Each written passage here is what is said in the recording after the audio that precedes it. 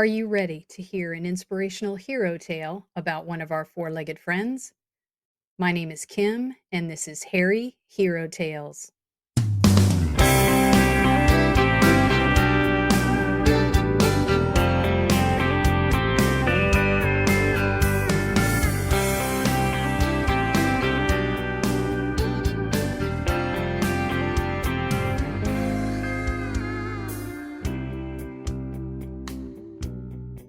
Welcome to Season 2 of Harry Hero Tales, Animals to the Rescue. I'm your host, Kim Hagel. In today's episode, we'll be heading back more than 100 years to tell the story of a hero named Stubby. To tell the story of Stubby, we need to explore a bit of history around what has been described as the Great War or World War I. At the turn of the 20th century, the world was entering a new age and was in an incredible transition into industrialization, advances in science and technology, and in new modes of communication as well as transportation. Think of it as the dawn of radio, cars. Basically, the Gilded Age had ended and society was in transition. Social changes and the rise of unions brought a strong voice and position of strength to the masses, and this was against extreme wealth and corrupt politics, which had dominated for decades. So during this time, tensions were pretty high. In Europe, new powers were developing while an old one was declining, and this generated sort of a power vacuum that disrupted the balance. Now, these pressures finally exploded into war after the heir to the Austro-Hungarian Empire was assassinated by a Bosnian Serb in June of 1914. The Austro-Hungarians held Serbia responsible, and as a result, they declared war on July 28th, 1914. Soon, several countries joined supporting each side. For example, Russia joined supporting Serbia. Germany joined, declaring war against Russia and France. And the old power I had mentioned earlier, which at this time was sort of weakening and created that power vacuum, well, they were the Ottomans. And the Ottomans entered the war in support of Germany. It was a full-on European war. Later, in response to Germany bombing ships in the Atlantic that were transporting goods to North America, who at that point wasn't involved, the United States then entered the war on the Allied side in April 1917. So the main allies consisted of Russia, France, Italy, Japan, the United Kingdom, and the United States. The main central powers were Germany, Austria-Hungary, the Ottoman Empire, and Bulgaria. So in the middle of all of this conflict, how did what has been described as the most decorated war dog of the Great War end up in it at all? This all begins on the campus of Yale. That's right, you heard me correctly. Yale.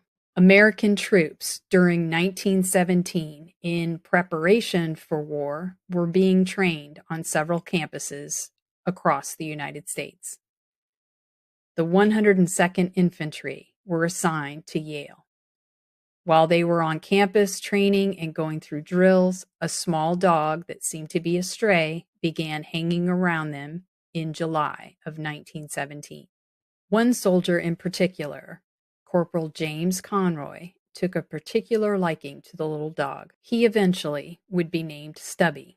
He is described in history books as a Boston Terrier mix or sometimes an American Pit Bull Terrier mix. He was brindle in color and relatively small. Stubby spent so much time with the troops, he actually learned a few drills of his own. Now remember, this is when they were on campus training. He was participating in that. They spent a lot of time with him teaching him bugle calls and how to salute by raising his right paw. So he was so attached, Corporal Conroy couldn't leave him behind. So he had to maneuver a very tricky mission, which was to figure out how to get little Stubby onto the ship that was about to take them all the way to France. So Conroy actually found a way to hide him underneath his coat as he boarded. And as luck would have it, Stubby was actually able to board without any detection. But eventually, now luckily this is while they were on their way, he was discovered by Conroy's superior officer. Stubby had a trick or skill up his sleeve. Demonstrating his impeccable training while he was at Yale, Stubby saluted the officer. So impressed, the superior officer allowed Stubby to remain on board. The 102nd fought in many battles in France, including what are known as the awful and never-ending trenches. I don't know if you've ever seen any documentaries. I've seen a few. It looks horrifying. So Stubby was with his fellow soldiers in the midst of all of that. In fact, he entered the front lines on February 5th, 1918, and he was under fire day and night for a month. There's a lot of information out there about the experience and what it was like in those trenches. I'll just sum it up, not to be disrespectful, but because it's unimaginable and I don't know that I'll be able to find enough words, but I'll just put it this way. It was awful. It was uncomfortable. They were exposed. It was full of disease. I mean, they're trapped in these cold, often wet trenches, not a whole lot of shelter, and it ultimately became a location of stalemate and death. And what our troops and many troops around the world, what they endured, and some survived and some did not. It's, like I said, it's unimaginable. Stubby actually became a critical part of the safety of his fellow soldiers while he was serving in these trenches. He was trained and ultimately he was successful at being able to detect gas attacks. And this was an amazing and useful skill for his fellow troops. He became so trusted in this task that his troops refused to enter a trench without Stubby first inspecting it. If he ran out, they refused to enter, period. Stubby also saved troops because of his amazing hearing. He alerted them to enemy fire, which gave them life-saving warnings, enabling them to get out of harm's way from dangerous mustard gas attacks. Stubby was also key in comforting the wounded and keeping them company while they were in those trenches. His presence and showcase of his drill talents kept the troops entertained. Now, in my research, there's one story that certainly did appear in newspapers at the time and is well covered, but some of the articles that I found, they couldn't definitively say if it really happened or not. But I'm going to share it with you because I believe some activity did take place. So here's how the story goes. He found a German spy hiding in the bushes near where his troops were located. Apparently, Stubby sniffed him out, and when the German spy tried to make an escape, Stubby wasn't having it, and he grabbed a hold of the seat of his pants with his teeth and would not let go until American troops came and found them both. Various Central Powers surrendered the spring of 1918, and it was a hard war on everybody, and there were those that said enough and they were out. Now, towards the end of the war, by that time, Russia had actually gone through its own revolution. Now, this is when the Bolsheviks had taken control and the monarchy was abolished. In fact, the entire royal family was assassinated, murdered. Now, with all that happening, the socialists were involved in the negotiations for various countries to surrender. Germany was the only holdout, but they didn't last very long. They were ultimately defeated in August of 1918. The result was basically a new world map. Quite frankly, when I was growing up and I learned more about World War One, there were countries being mentioned that I had never heard of. And there were forming of countries that hadn't existed before the war. And if you know your history, the result was Germany was severely punished, sanctioned at the end of World War One.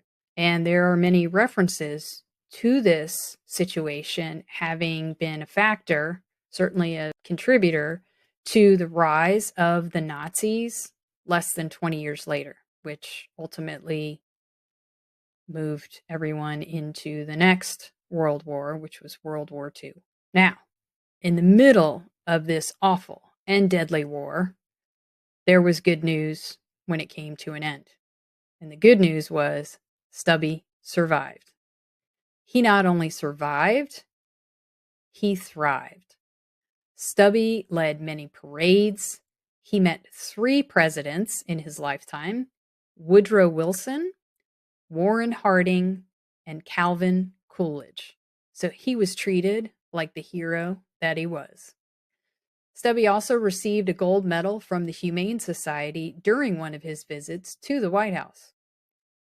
He even attended law school. Conroy took him along with him when he attended law school at Georgetown University in 1921.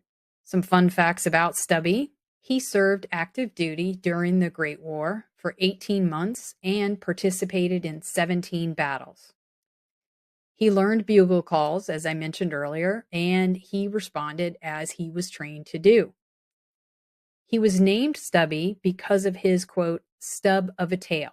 And that's pretty similar to what you see with a Boston Terrier. So when they were trying to figure out what he was, sounds like it leans a little bit more towards Boston Terrier. Now, if you do some research and take a look at some of the photos of Stubby, you'll see an embroidered blanket. This blanket was presented to Stubby by a group of French women as a show of their affection and appreciation, along with buttons and pins, all to showcase what he accomplished during his military service. Stubby died in his sleep March 16th, 1926. He's estimated to have been between 9 and 10 years old at that time. He was so beloved and well known, there was actually an obituary that appeared in the New York Times in April 1926. The title of the article was Stubby of AEF Enters Valhalla. For those that may not know, AEF stands for American Expeditionary Forces. Interestingly, there was a subtitle to that New York Times article.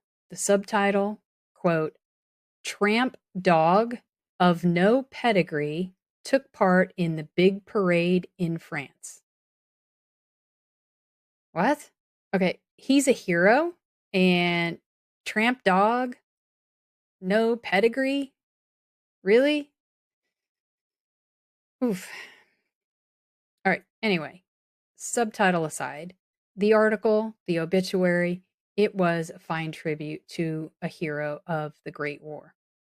Some key references that I've already talked about were included, such as the February 5th, 1918 date that he entered front lines and that he was under fire for over a month. And it really strikes me when I think about that situation years later, reading about the loss of Stubby and what he had accomplished and endured, especially all that time in those horrifying trenches. I still find it incredible that Stubby stayed there, survived that. He must have been so attached, not only to Conroy, but to his fellow soldiers. He must have been committed to his service, and he did not wander off. He did not run away. He stayed with his troops. The article also spent some time talking about the importance of just Stubby's presence, how much he did for his fellow troops when they were wounded, when they were trapped in those trenches, maybe during just despair, and his ability to help his fellow soldiers. And one of the quotes in the news article is very fitting, and I think it's a sign that despite the subtitle, they were absolutely paying tribute. And the quote is, "He seemed to know the greatest service he could render was comfort and cheerfulness." There are several ways you can pay tribute to Stubby. One is at the Veterans Memorial Park in Middletown, Connecticut, where there is a bronze statue depicting Stubby saluting, as he did with pride while serving.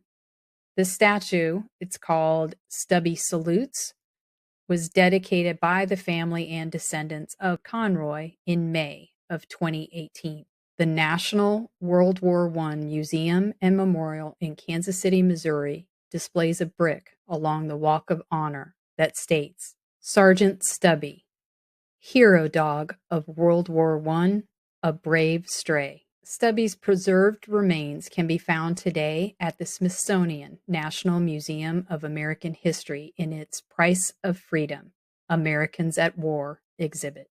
I'm sorry I missed seeing Stubby when I was in Washington, D.C. years ago. When I go back, I definitely will stop by to pay my respects. Stubby has been gone for nearly 100 years, but we still remember him and his bravery.